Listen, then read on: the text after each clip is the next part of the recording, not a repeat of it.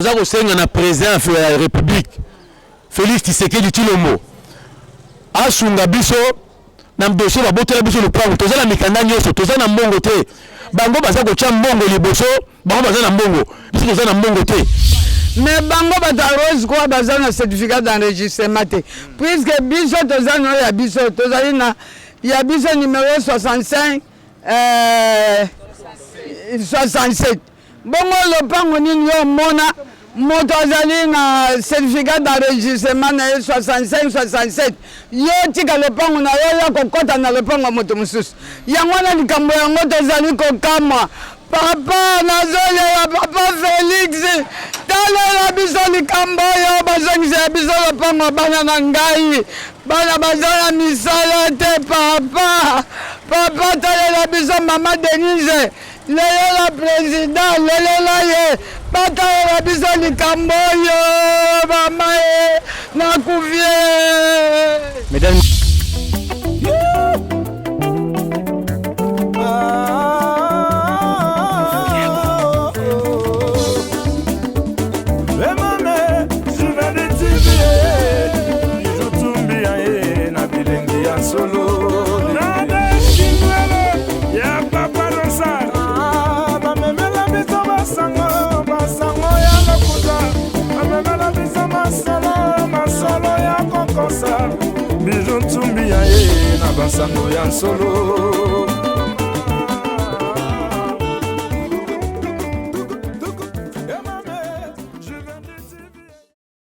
Bonjour mesdames, mesdemoiselles et messieurs, bienvenue sur votre chaîne de télévision. Nous sommes ici à Lemba.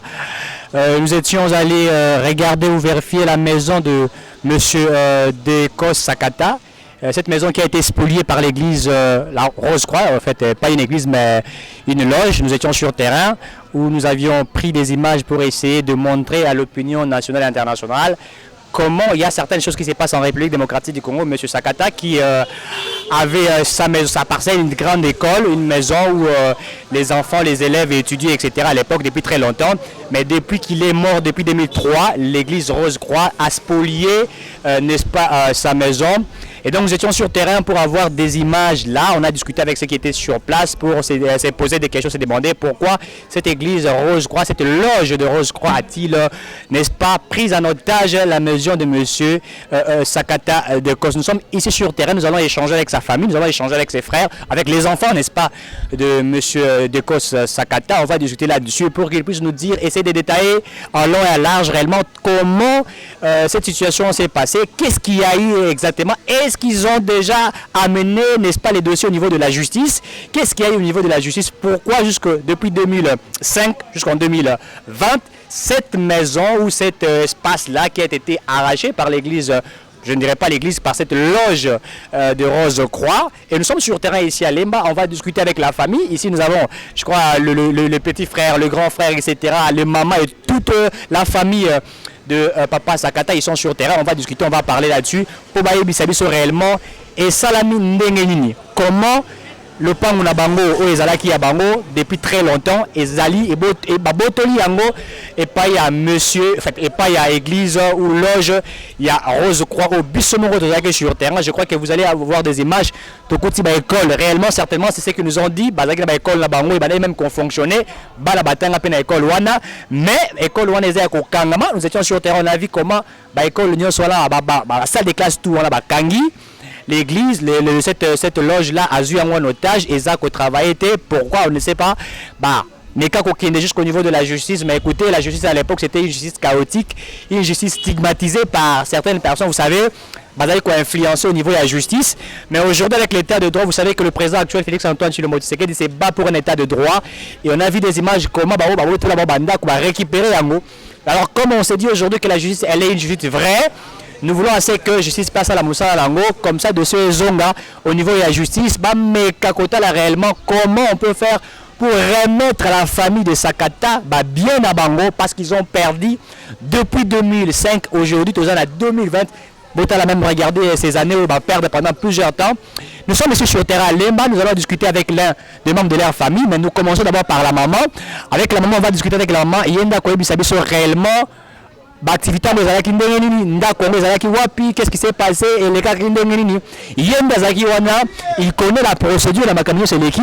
Après yembe tokosolola la fils ya Sakata, le papa Sakata qui est mort en 2003 je vous rappelle, et jusqu'aujourd'hui ndako na ye Babotola, école naye, Babotola. Nous allons parler avec la maman et avec elle, elle nous dira certainement Ndenge et les Kaki, Makamounio, c'est les Kaki. Nous sommes sur terrain, mesdames et demoiselles et messieurs, nous sommes en direct sur Jouveli Télévision.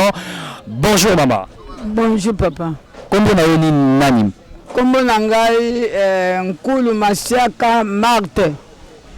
Vous êtes combien de journalistes sur terrain? Combien pour la mine, pour la salle exactement par rapport à la situation de Zalango? Tozali na souci naza kolela na président ya république papa Tshisekedi Tshilombo Félix na mama Denise ataela biso likambo oyo tokomi na état de droit. Ngai lelo naza kosouffrir na bana bazali éparpillé. Papa atikelaki biso école wana lobaki bana balia wana école eza kofonctionner bokozwaka basalaire bokabulaka ndamu lelo Rose kwa aye alobi lopangu na ye ndenge nini biso tobandi école banda Saint Raphaël tolongwe toye na 10e rue. Après papa ye kosomba lopangu na Lemba, papa atongi école wana na Lemba na mbongo na ye moko yango ya tikelaki bana na ebalia. Vraiment papa Félix naza na pasi bana na nga bakende bipai ngai na bana tosolaka te place ya kovanda ngai na bana eza te. Papa Félix naza kolelela yo tena bato na yo ministre ya affaires foncières, ministre ya justice baya kotalela nga likambo ye bandeko na ngai lopango ekende. Mesdames et messieurs, vous comprenez que nous sommes sur terrain. La maman pleure, elle pleure pour la parcelle qu'elle a perdue, cette école qu'elle a perdue, cette école qui a été arrachée par l'église ou cette loge Rose-Croix. Et la maman s'est plainte pourquoi le Pangwana école Batiki la Bango. Tous sur terrain, vous allez voir les images.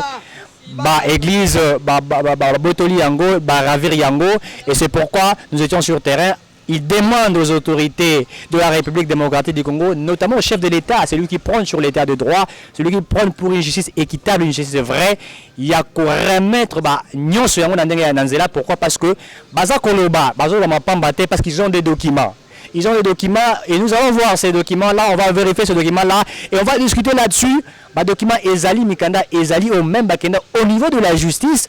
Oh, justice, ça va toujours influencer. Vous savez que cette loge-là, avec des moyens, batiaka mbongo mama za mbongo te, bana baza mbongo te, mais leli et pas à président de la République et pas à autorité à la République démocratique du Congo pour bameka ko sala quelque chose. Maman, ce que yebisa biso et banda procédure ni banda qui na batu église Rose quoi. Bo la mini pour bango bazwa automatiquement école wana. École wana papa tongaki yango bana bazotanga. Toza même na ba photo na yango. Bango balobi ke terre ya bango. Baza na ba documenté. Biso to banda ko samba banda kala. Biso toza na ba document na biso. Toza na ba certificat d'enregistrement na biso. Mais bango bata Rose quoi baza na certificat d'enregistrement te. Puisque biso toza na ya biso toza na ya biso numéro 65 67. Bongo lopango nini yo mona moto azali na certificat d'enregistrement na 65-67 yo tika lopango na yo ya kokota na lopango moto mususu yango na likambo yango tozali kokama papa nazolela papa Félix talela biso likambo yo bazongisa biso lopango bana na ngai bana bazala misala te papa talela biso mama Denise Léla président, léla ye, bataille biso likambo yo, mamae, nakuvie. Mesdames, Mesdemoiselles et Messieurs, comprenez l'émotion de la maman, nous sommes sur terrain. Merci maman Donc nous allons discuter aussi avec la famille. C'est une très grande famille Sakata, ils sont ici. Il y a des enfants de Sakata qui sont là. La maman est en train de pleurer. Vous avez remarqué, Azana Souci, Azako Senga, l'autorité à la République démocratique du Congo, ça a quelque chose. Et là nous allons maintenant discuter avec le fils de Sakata qui est sur le terrain. Lui aussi va nous dire exactement, à expliquer clairement dossier. Il y a le Pangouana, c'est comment ça se passe. Et comment est-ce que le Pangou, réclamé d'ailleurs le Pangouana, il y a une école, il y a Bango. Et Botolami s'est arraché, c'est l'église Rose-Croix, comme je le disais, cette loge de Rose-Croix à Ravir Bango. Ils ont des documents sur place, on vérifiera, pièce contre pièce, on verra des pièces contre pièces comme tout le monde l'a dit. Et comme ça, on va discuter avec cette famille, avec le fils de Sakata qui est sur le terrain ici, avec lui, on va échanger. Vous avez écouté la maman a parlé, elle a expliqué réellement ce qui s'est passé. Maman s'est plaindre, elle est liée par le président de la République, là-bas, autorité. Et nous sommes ici, regardez, mesdames, mesdemoiselles et messieurs, le fils de Sakata qui est là, entré à Koubimisa, document, vous avez mon les documents sont présents, en train de prendre un par un. C'est lui qui va nous expliquer réellement, est-ce que document au Bango Bazali, l'église ou cette loge de Rose Croisant, on va poser plusieurs questions. Et qu'est-ce qui a fait que Rose Croix a botté la Bango école? Est-ce que Bazali n'a pas documenté? Est-ce que Samba déjà? Et ça on verra sur le terrain, regardez, avec fouiner, pièce contre pièce, et nous allons regarder pièce contre pièce, nous allons identifier chaque document, savoir c'était depuis quelle année, mesdames, mesdemoiselles et messieurs, depuis quelle année, regardez, il classe certains documents pour que ceux qui nous suivent de partout comprennent réellement qu'il ne s'agit pas de blagues. Il s'agit d'une réalité, une spoliation de biens, une spoliation dans une église ou une loge à détenir Yango par force. Pourquoi? Parce qu'il a mis des moyens sur place. Cette église-là, c'est dit réellement qu'ils sont puissants et qu'ils vont démontrer réellement que Bango de Bazana pouvoir, il y a qu'à faire, il y a ça la news. Mais nous allons simplement dire que pouvoir est pouvoir et à peuple, et nous demandons à ce que le président de la République a vraiment s'intéressé à Yango. Vous-même, vous avez vu le Pango, il y a Gabriel Monkawi qui a Roboto Lama. Aujourd'hui, il a récupéré ailleurs, même le Pango a battu Belé, même il y a des gens qui ont pleuré, qui ont demandé au président de la République. Et lorsqu'on a suivi ces dossiers-là, Bango peut bazon ça qui a Bango. Et aujourd'hui aussi pour la famille Sakata, nous voudrions que cela se fasse. Regardez. Nous allons discuter avec son fils, comprenez, nous sommes sur le terrain. Il est en train encore de chercher beaucoup de documents qu'il va présenter pièce par pièce. Et avec ça, on va essayer de discuter, de voir, regarder réellement est-ce que Bango de Bazan a tort ou soit est-ce que Bazan a raison. On verra ça sur le terrain. Ici, nous sommes en famille, regardez, c'est toute la famille qui est là. Bazo se plaindre devant le président de la République, Bazo se plaindre devant tous les enfants de Sakata, Koko ya papa Sakata Bazali, les enfants, la maman, la famille, les frères et sœurs qui sont là, tout ça, même na photo de l'école, depuis très longtemps ils sont là, nous sommes sur le terrain. Et c'est une très grande famille, et Bazako se plaindre, pourquoi? Parce que bien à Bango, ils allaient arraché par une église entre guillemets, où ravir Bango, tout la beauté de Bango, le Pango. Pendant ce temps, on attend que le fils de Sakata, donc ça va documenter tout, et avec ça, on va échanger avec lui, et c'est lui qui va nous dire réellement ce qui s'est passé. Et après ça, je crois qu'on va même trouver l'avocat de la famille, qui va aussi essayer de nous dire, procédure avec l'avocat, comment ils ont fait, comment procéder à gagner, qu'est-ce qui s'est passé. Est-ce que Abazali a tort, il a raison? Et là, on a Salama qui peut pas empêcher Yango. Et lui aussi va nous expliquer toutes ces choses-là pour que vous ayez un aperçu là-dessus. Nous sommes là avec le fils de Sakata. Regardez, vous voyez la photo, cette école. Ici, c'est en 1993. L'école que nous venons de vérifier, cette école qui a été, n'est-ce pas, spoliée. Ici, on nous dit que c'était l'Institut Manda. Ça, c'est la photo depuis 1993. Mesdames, mesdemoiselles et messieurs, ce n'est pas des aventures. Nous sommes là avec la famille. Regardez, je crois que le caméraman va vraiment prendre la photo. En 1993, regardez, cette école fonctionnait déjà. Ici, on ne parlait même pas de cette église, cette loge de Rose-Croix. Mais c'est en 2005 qu'ils ont osé spolier cette école, n'est-ce pas, qui fonctionnait déjà. La famille est là. On va discuter avec le fils de Sakata qui est à ma gauche. Bonjour, monsieur. Bonjour. Comment vous allez? Oui, ça va. Tokita qui est sur le terrain pour l'école Nabino Manda, comme on nous dit ici, spoliés par la loge Rose-Croix. Est-ce que vous savez va procéder au niveau de la justice, parce que nous avons des photos ici au binomio de l'Axibiso, mais nous avons la justice. Est-ce que vous avez des documents et aussi le pan ou l'école ou les Abino tout est un côté. Tous en Mikanda nyonso lupango ezaki lupango ya papa Siku. Papa Siku ayo koteka yango na Monsieur Sakata Dekos na 1988. Sakata Dekos avant somba akena cadastre a vérifier mikanda nyonso amoni réellement et que lupango ya papa Siku nde asomba ki yango. Sima ko somba yango acte de vente asaki yena Siku acte de vente yango yo. Est-ce que vous balola yango pour acte de vente yena Siku yango yo. Acte de vente ya Siku. Wana ezalaki na nini? Peut-être en 1988. 1988. Oui. Après acte de vente, ils appellent un acte notariel ou un notaire. Acte notariel yango yo. Balo sa ngotomona. Notaire Massambombo.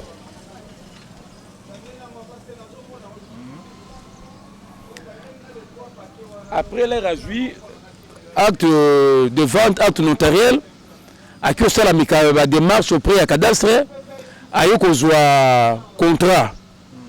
L'air à jouer contrat, à y a certificat d'enregistrement en 1991. En 1991, école de fonctionner vers 93, 94. Rose quoi Bima à l'obique le pango na ye. Rose quoi le téléviseur pour le pango na le pango. Parce que déjà bien vous avez la mikanda nyonso et puis école bana ko fonctionner. Et abandonner la procédure nini parce qu'il y a mbala moko que école wana ezayi. Parce que to kana me mapang to voisin na biso vers 93 94 ay ko bimake le soit disant que le pango na ye. Voisin il y a parce que Rose crois c'est que tout le monde qui il y a tout le monde qui église catholique na gauche na église protestante je crois na droite. Ce que il y a Rose crois dans l'espace nini wana. Tout ça sur avenue Lemba sur avenue Kadjeke. Si ma maison communale à Lemba. Rose croix à la parcelle des numéro 91 85 avenue Kadjeke. Biso to le numéro 65 67 avenue Kadjeke.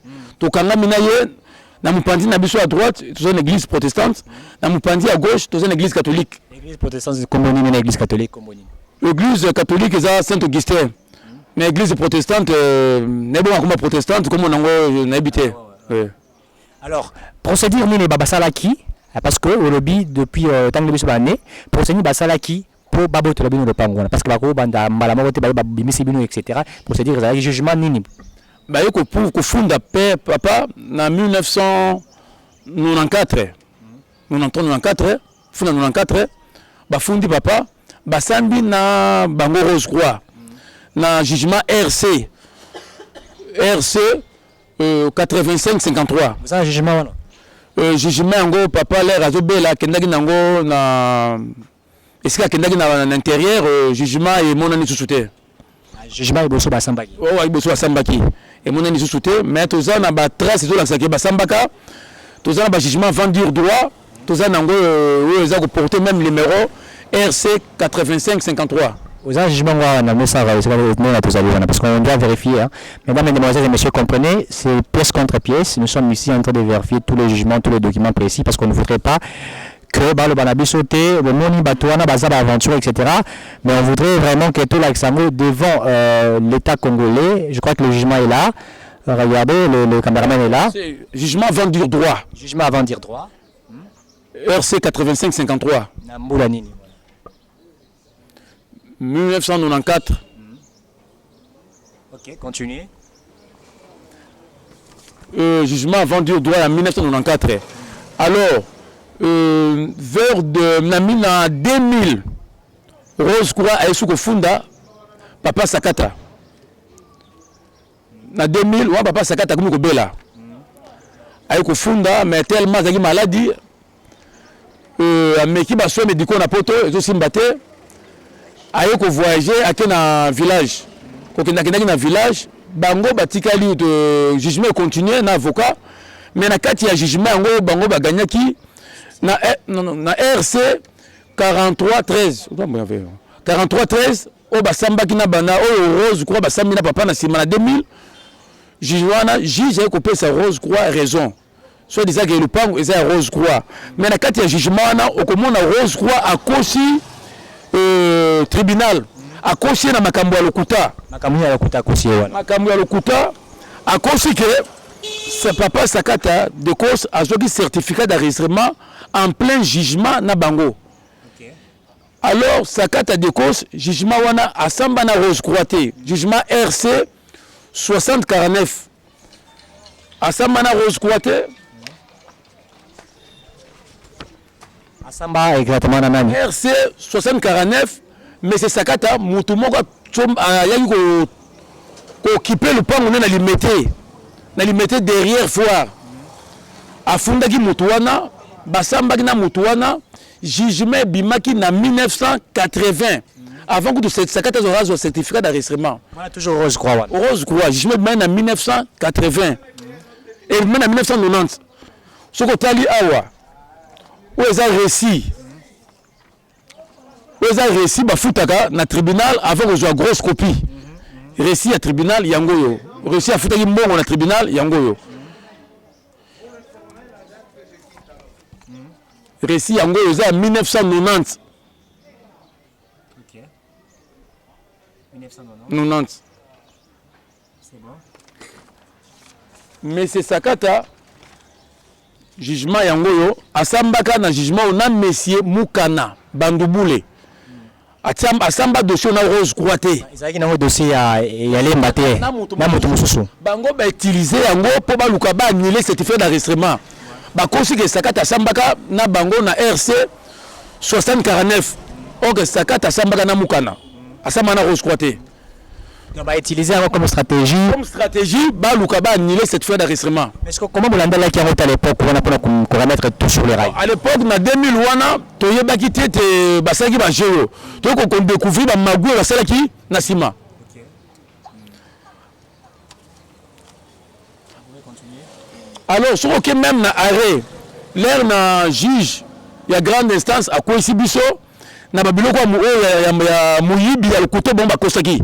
L'air juge à quoi ici biso l'air à quoi ici biso to habiter juge à ngolo ko ni motivé qui est abimisa jugement ya boye tu le toka mwaka il n'a pas été influencé par ça kanyaka te to habiter soki azaki influencé ou bien soki kanyaka to habiter mais en tout cas to ka moi eloko juge à sala tu le toka moi eloko vous avez combat juge wana à l'époque et puis ils allaient qui wapi précisément ezaki na tribunal la grande instance ya Matete.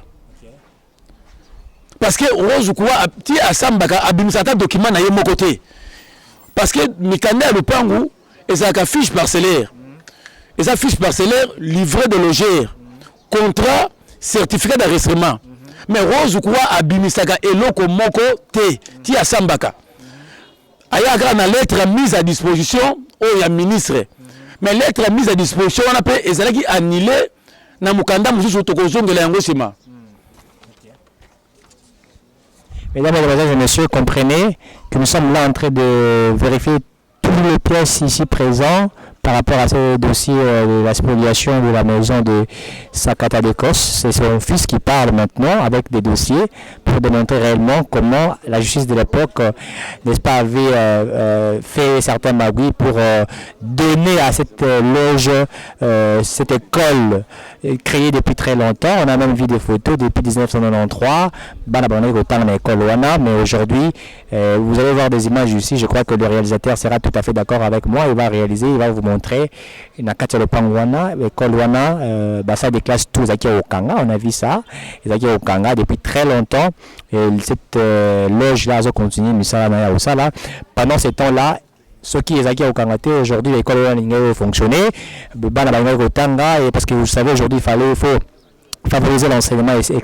Partout. Vous avez vu, maman, les lits et tout ça, école, et ça, donc, maintenant, nous parlons, vous avez accès à arrêt aux anglais.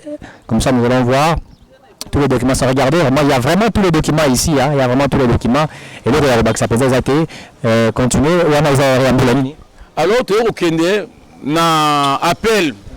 Na cour d'appel ya limité ou bien na cour d'appel ya Matete na 4e rue to ken appel kuna to sambi na bango na appel mais to comprendre te ba ke ko continuer ba même magui kuna na niveau cour d'appel to ba influencer les choses oui tozo komona jugement arrêt à cour d'appel na page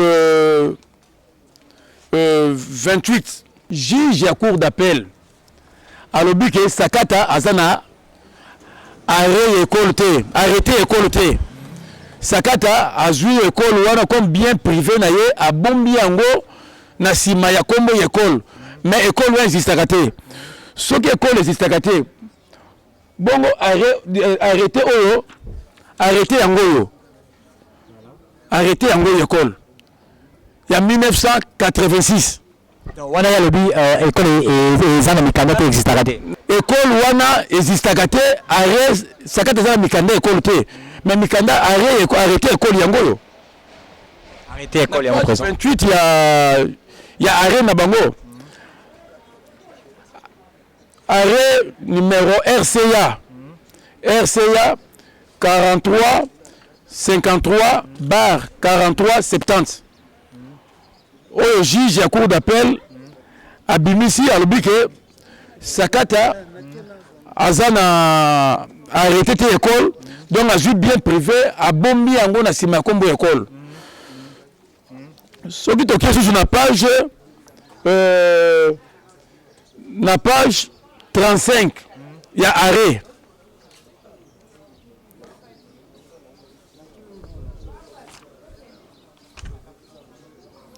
soki tokie na page 35 ya arrêt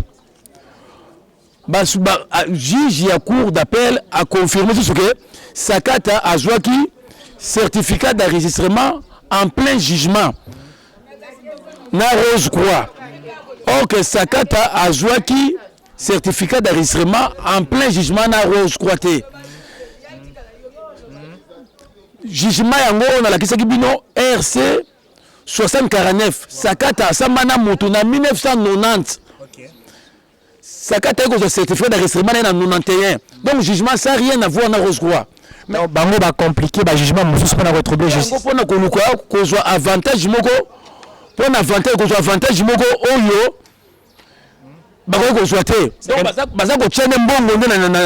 c'est que nous comprenons que influenceur qui pardon, qui va moyen sur place pour gagner procès. Juge influenceur parce que c'est pas normal. Rose Croix la document mon côté.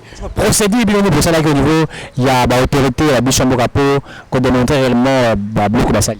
To comme na cour d'appel sous juge wana tellement soki kanyaka juge ba ko isibiso na niveau cour d'appel ya Kinshasa matete. Na mbula nini? Bako isibiso na 1985. Bako isibiso alors avocat na biso ayeko sala requête civile attaqué arrêt wana oyo arrêt na jugement oyo et bimisaki biso l'école avocat ayeko sala requête civile tozana bango na ngongo yo na requête civile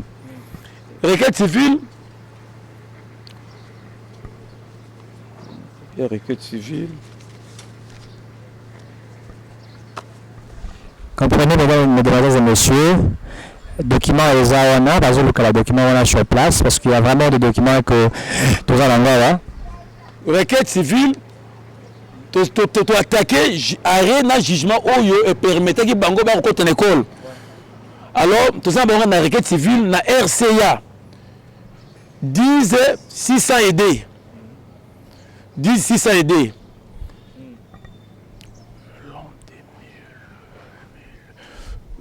l'an 2000 tozana bango siko na RCA 10 600 aidés tozana bango lisusu na tierce opposition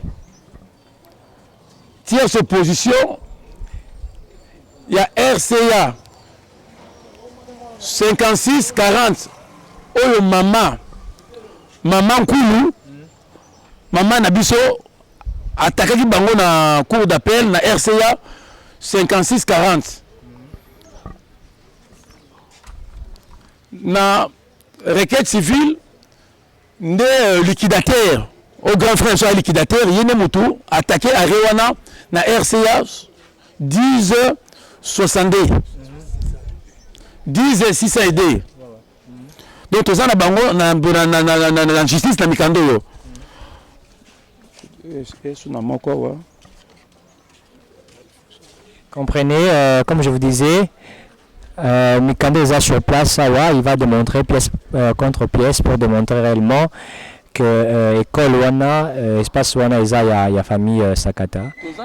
Voilà les documents nini RCN. Na tierce position na RC 31 185 parce que Mikanda nyo sur le pangu eza na kombo école. Eza na kombo ya monsieur Sakata te mais eza na kombo école. Eza na kombo ya complexe scolaire Manda. Siko bango eleki il fallait ba funda complexe scolaire Manda. Siko fundi complexe scolaire Manda, kolo complexe scolaire Manda nde akoya ko représenter école na ye. Kombo complexe scolaire Manda nde Papa Sakata. Oui. Parce que Mikanda nyonso de école eza na kombo complexe scolaire Manda. Bango bakoka ko funda Sakata comme individu te. Il fallait ba funda complexe scolaire Manda nde ye kolo complexe scolaire Manda aya ko représenter école na ye. Donc on a droit baza ko benga mauvaise direction de droit. Même ba juge na biso ba to sali droit to comprendre et le konyeza ko le kalamboko yo.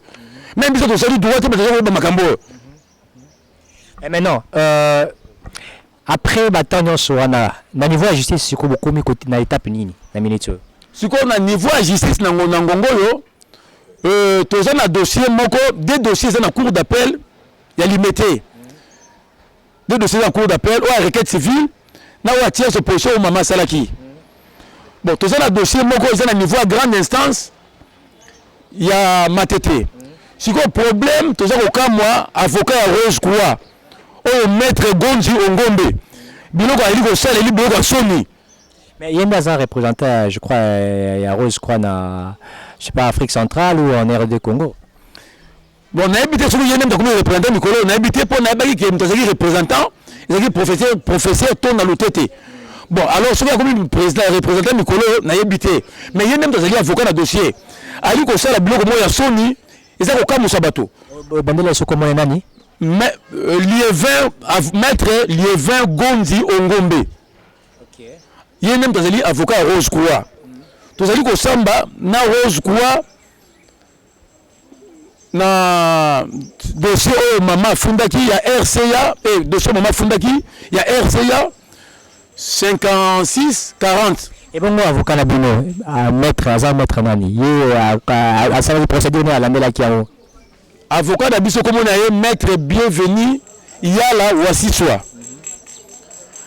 À ça, on a procédure, Bamikano, la question, avocat Namza Fundi, après avoir commis ses écoles, na ba voix ba sala ki ya fraude ba consi de cours et tribunaux ya un avocat za Holanda na ba mikano na la question na ba mikano na la question alors tout ça ko évoluer ça fait 15 ans tout ça ko évoluer parce que Rose quoi ça ko linga dossier si la té ayi ba za na raison tout ça ko bloquer le dossier.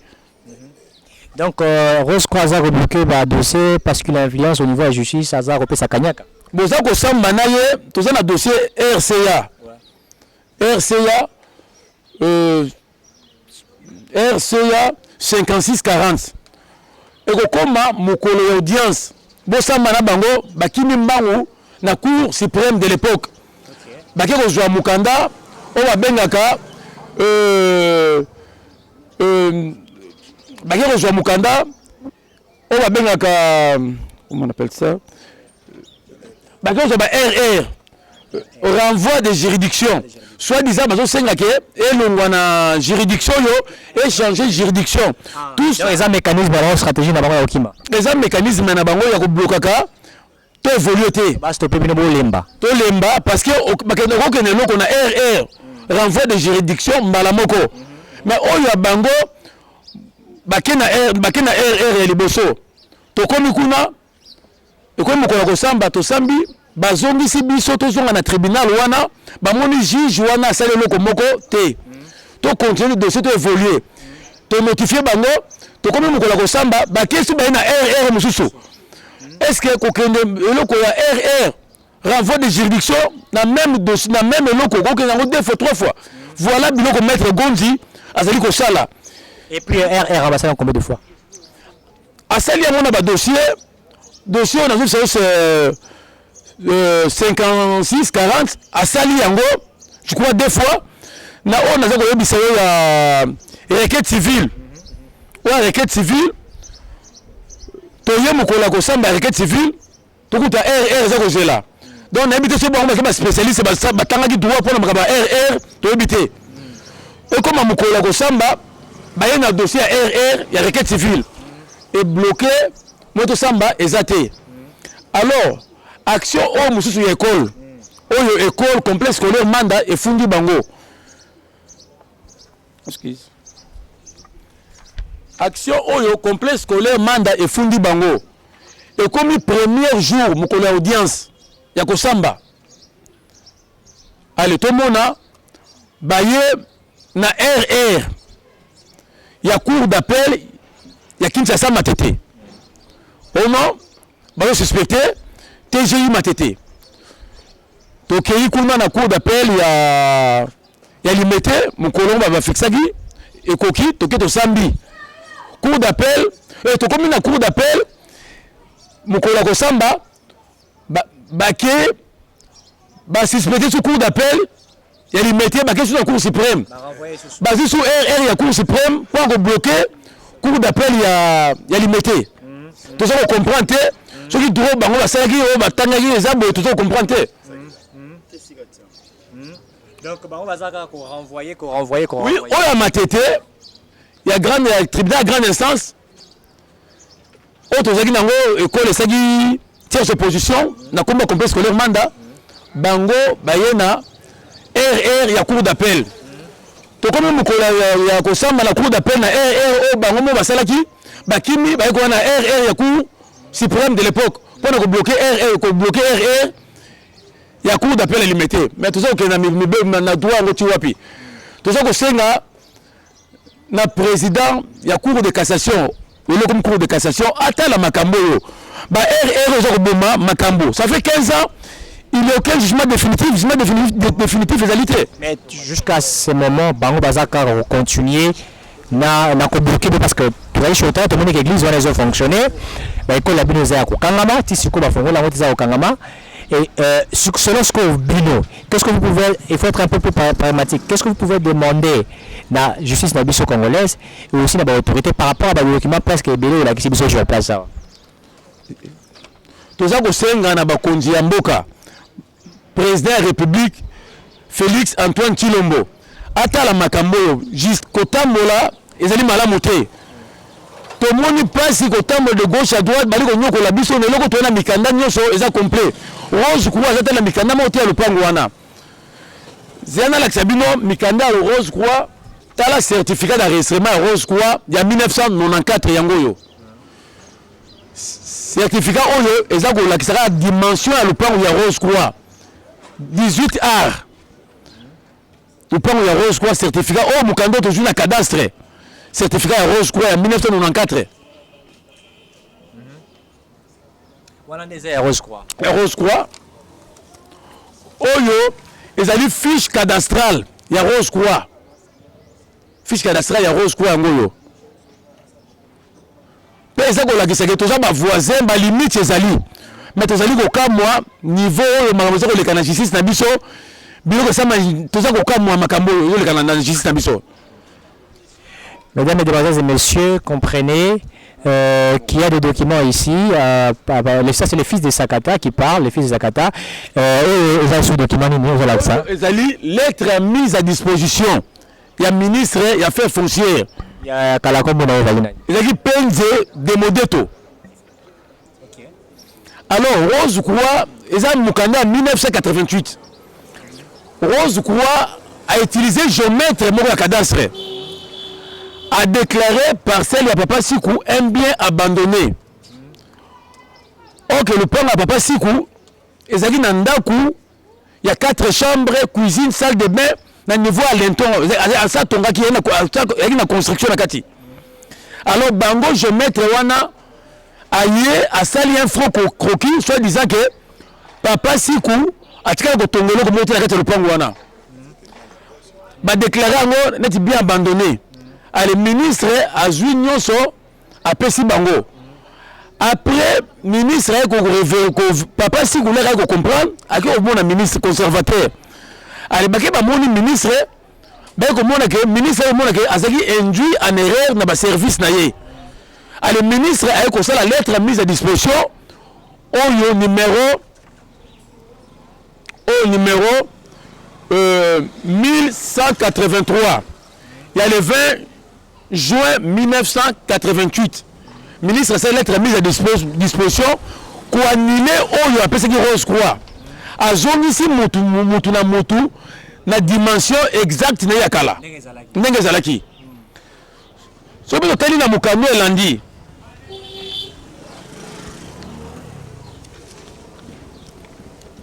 Tokomona mukanda à gouverneur. À l'époque, c'était gouverneur de la ville. Il y a de l'époque, c'était général Amela Lokima Bahati.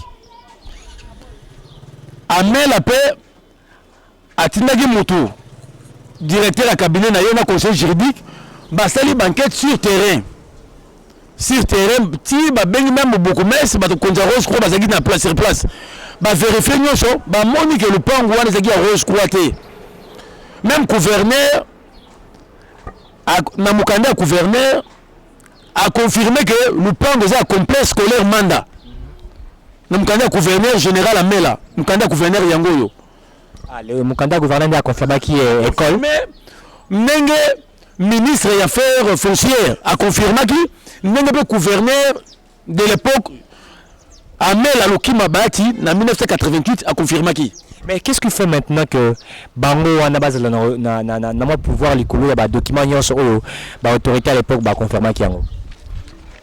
Signature ya général Amela yangoyo. Qu'est-ce qui fait que base na pouvoir likolo ya ba document nyonso? Mais tu dois comprendre Bango Rose Croix baza na mbongo. Biso toza na mbongo te. Donc tu habite Congo yango il faut tikela bato baza na mbongo. Biso toza ki mbongo tu tikela bango Congo biso to bima na Congo. Donc il faut qu'on pèse biso ko sa biso pour tozangi mbongo. Bilo ba juge dans le c'est normal. Nous avons tous les documents. Rose Croix ti lelo à la strata mukanda mokote. Car la lettre mise à disposition, mais lettre en bezagi annulée. Mais tout ça au cas moi bilo ba juge. Est-ce que lettre mise à disposition et ça document parcellaire. Et ça fiche parcellaire et ça contrat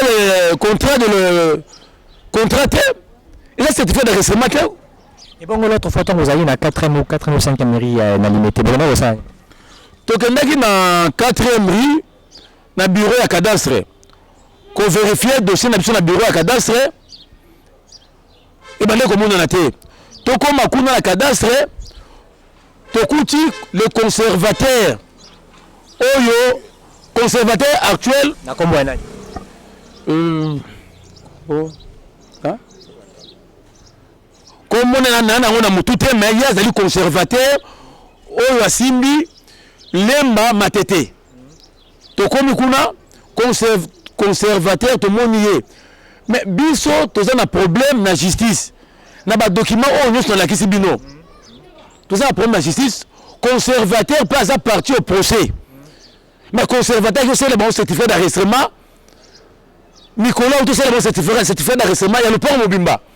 Donc nandamu na bango bazaka nango nandamu na biso asangisi yango apesi bango nyonso tala biloko conservateur bali ko sala pendant que jugement na silité toza en plein jugement na bango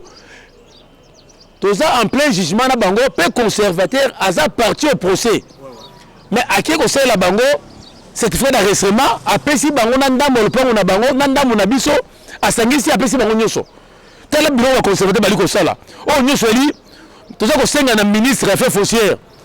Tala batu no blo aller ko sala.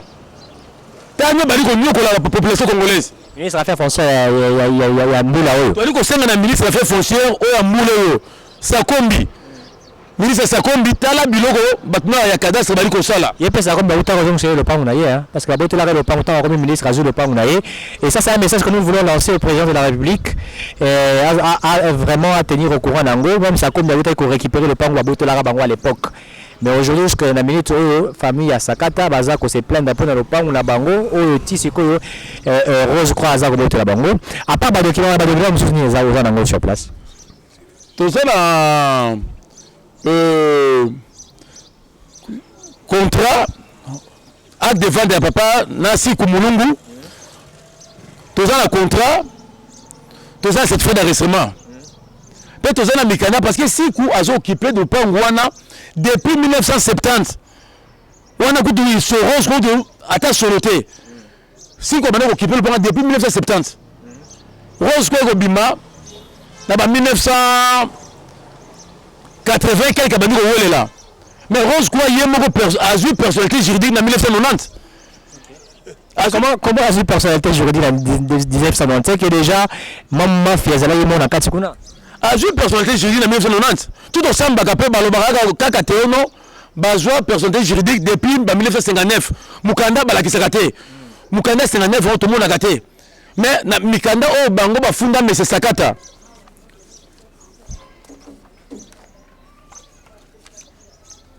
Pièce contre pièce, il y a dossier ici. Funda mais sakata, oh mais sakata mtafunda bangote.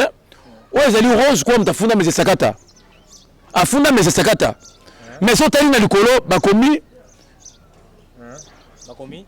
terre azui personnalité juridique en 1990.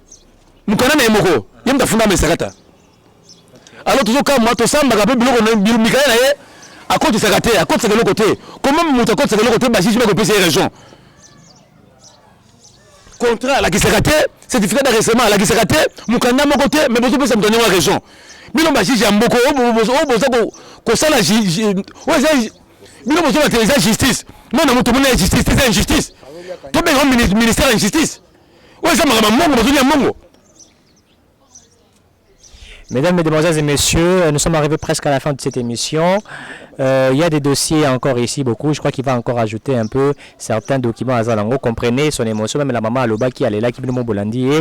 Par rapport à l'école Nabango, ils ont spolié na Rose Croix. Après ces dossiers, Toza Kosenga, na bâtonnier, Oyo, ya Kinshasa Matete. Toza Senga na bâtonnier à Gombe. Toza Senga na bâtonnier national. Maître Gondji Ongombe. Avocat na biso afunda ye associé les plaintes avocat c'est les plaintes afunda na conseil de l'ordre ti le Gondji za sanctionné te to ebité niveau ya baro ya Kinshasa Gombe so Gondji ali intouchable to ebité to funda Gondji Ongombe na auprès bâtonnier ya Gombe to funda Akilimani na Akilimani Molisho auprès bâtonnier ya Gombe to funda Randi Kiama na baro ya Gombe to funda Kisubi Molisho na baro ya Kinshasa Matete ti lelo to mona ka suite te eloko moko te to ebité so ba avocat bazaba intouchable pe to ebike ba avocat bazaba auxiliaire ya justice comment mettre Gondji na cabinet na bazako bloquer justice a continuer à évoluer te to senga na bâtonnier national to senga na bâtonnier ya Kinshasa Matete na bâtonnier ya Kinshasa Gombe botala makambo zo koleka c'est pas possible. Mesdames, Mesdemoiselles et Messieurs, je disais que nous sommes déjà arrivés presque à la fin de cette émission. On nous a présenté certains documents de la famille Sakata d'Écosse par rapport à ces dossiers de la spoliation de leur école, le complexe scolaire Montou, le complexe scolaire Manda, voilà, complexe scolaire Manda, comprenez-moi. Depuis très longtemps, depuis 2005, école Wana Botole Yango, bien à Bango, famille Naé Azak présenté documents sur place. Il demande même au président de la République, je crois que son fils a expliqué bien clairement comment le dossier Angozaï, toujours j'étais vraiment à la fin de cette émission. Mon aïe presque à la fin des Penzanini. Tout ça, c'est un président de la République, Félix Tshisekedi Tshilombo. Asunga biso, nam dossier la botte la biso le plan. Tout ça, la mikanda nyoso, tout ça na mbongo te. Bango baza ko tia mbongo liboso, bango baza na mbongo. Biso tout ça na mbongo te. Asunga biso to récupérer ko na biso parce que mikanda tout ça na ngo, rose ko botte sur le plan te. Si maintenant il faut école la bino wana tout le monde parce qu'il faut vraiment tout le monde ça c'est en 1993 et ça école ni bandela pour battre. Et ça complexe scolaire Manda, et ça na vini Kadjeke numéro 65 67 na commune ya Lemba derrière maison communale. Donc aux autres la chef de l'État n'a pas autorité non so ba meka kolanda dossier na bino ne voie justice parce que c'est la bino école où il ko former ba élève aujourd'hui il ça ba professeur il ça ba enseignant il ça ba tébélé c'est depuis très longtemps même bateau batanga autant même ça ba compétent même ça ba comment batanga même Roger Ngandu à Jibo a signé une école wana na 1994 école Bokangi Donc ils ont battu belé et puis si bato belé avocat magistrat docteur bato bozala mikanda te et puis si même fédélo quoi fédélo quoi industriel la bimana l'école bato nyonso otanga baza bato batanga na école batanga na école nazola ko nazo koloba. Donc, mesdames et messieurs, nous sommes déjà arrivés à la fin de cette émission. Bana quartier Bazali, hein, ceux qui peuvent Bana quartier Bazali, mais nous sommes déjà arrivés à la fin de cette émission. Donc, continuez de suivre, poursuivre ces dossiers pour tapeter les images et les cas. Et tu vas la pêche sur le terrain prochainement avec les jeunes de ces quartiers et tout ça pour. Ça peut même côté école wana on va expliquer école wana comment pas bateau ya rose croix on verra sur le terrain expliquer clairement comment la situation s'est passée. Regardez, nous sommes déjà arrivés à la fin. En tout cas, merci de nous avoir suivis. Nous lançons un message au chef de l'État, comme les autres l'ont dit, à Félix Antoine Tshisekedi Tshilombo, aux autorités de la République démocratique du Congo, se saisir là-dessus. Tout le que nous sommes dans un état de droit, c'est-à-dire remettre Badon sur un nous sommes là, la justice congolaise doit faire son travail. Cette famille, il faut récupérer école parce que les acquis hôtalité, on comprend les hôtalité, les acquis restaurants, mais les acquis école et format bateau. Si on est sur terrain, et tout ça, tout est sur terrain. Et même photocopie, vous avez la photocopie, je crois, c'est ça, revue de l'inspection de l'enseignement, c'est ça. 1993, et je crois que vos images, c'est ça. Donc, ils ont vraiment complexe scolaire, mandat, je vois, code. Ils ont examen d'État. Je vois le résultat. Je vois les résultats ici, complexe scolaire. Voilà, mandat, je crois, c'est ça, je vois. Donc, comprenez que c'est vraiment une réalité. Merci de nous avoir suivis. Nous vous disons merci beaucoup. Continuez à vous abonner massivement pour ne pas être toujours informé de tout ce qui se passe en République démocratique du Congo. Puis nous continuons à numéro 1, donc les édition 1, donc on continue sur l'édition 2, 3 titres au niveau de la justice pour tout la commande dessus jusqu'à ce que cette famille a récupéré bien. Et moi je vous dis merci et bonne suite sur JVD Télévision. Bye.